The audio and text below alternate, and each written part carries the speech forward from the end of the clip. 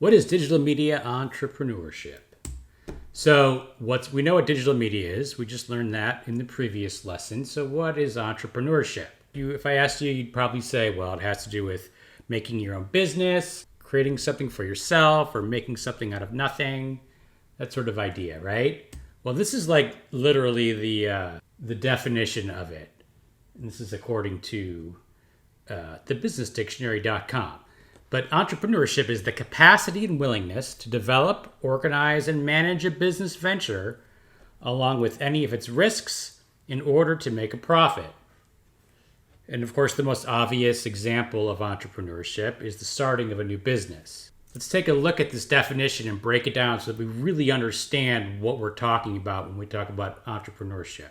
So let's break it down here. Let's talk about capacity and willingness. An entrepreneur is capable and willing. So you have to have some sort of willingness to do it, and you also have some capacity. You must have like a skill or enough time on your hands, something about you're able to actually do this, right? So the capacity and willingness to develop. Now, what does the word develop mean here? It means to create, produce, and refine over time. And this is important element here is time. Development is something, it sort of implies an ongoing process. In fact, many businesses, and we'll talk about some of these later, start off as one thing and sort of turn into something else, right? Like eBay famously was created to sell Pez dispensers. And then over time, they realized that, well, maybe Pez dispensers isn't the best thing in the world to make money off of. So it became like an online garage sale, basically. But they were able to develop the idea over time and change their ideas of what the business was going to be based on, feedback they were getting. So it's this idea of working on your business over a period of time and being willing and able to change aspects of that business when necessary. Kind of like in this class, we're going to kind of develop an idea for our business. Right? You're going to iterate. It's going to take some time for you to figure out exactly what it is. It may change slightly. It may change a lot, right? But we're going to come up with an idea.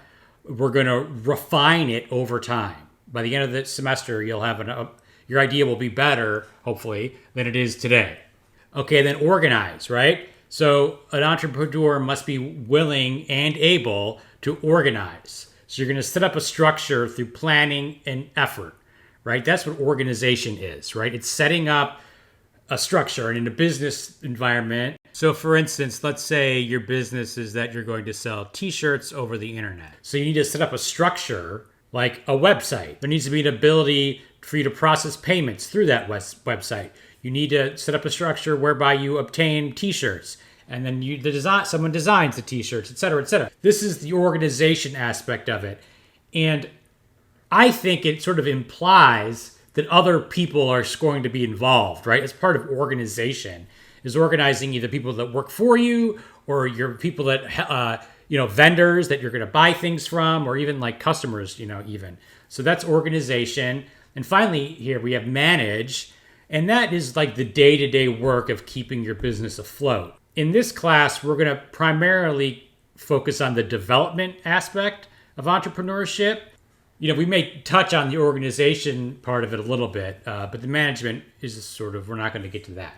Okay, what about risk, right? Now, this is a very important one. So it's the capacity and willingness to develop, organize, and manage a business venture, along with any of its risks, right? So inherent in the idea of entrepreneurship is this idea of risk. You have the possibility of loss or injury, right? Otherwise, you're not an entrepreneur. Okay, I am going to start a t-shirt business. I'm going to put in $1,000 of my own money. I'm going to devote 50 hours of my own time, or hundreds and hundreds of hours of my own time possibly, to get this business off the ground. And if this business fails, then I personally am out all the money I put in, and I'm out all the time I put in, right? That's the risk. If there's no risk in what you're doing, no risk to you personally, then you're not an entrepreneur. Let's say you work at the post office, right? You deliver mail for a living, right? You're not an entrepreneur. There's no risk if you losing anything.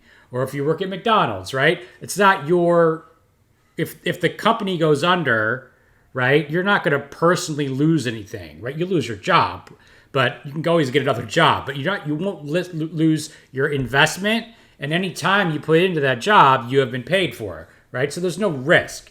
Whereas if you're going to start your own hamburger company and it goes under, right, you've lost so much. Most entrepreneurs have many failures before they even have a success.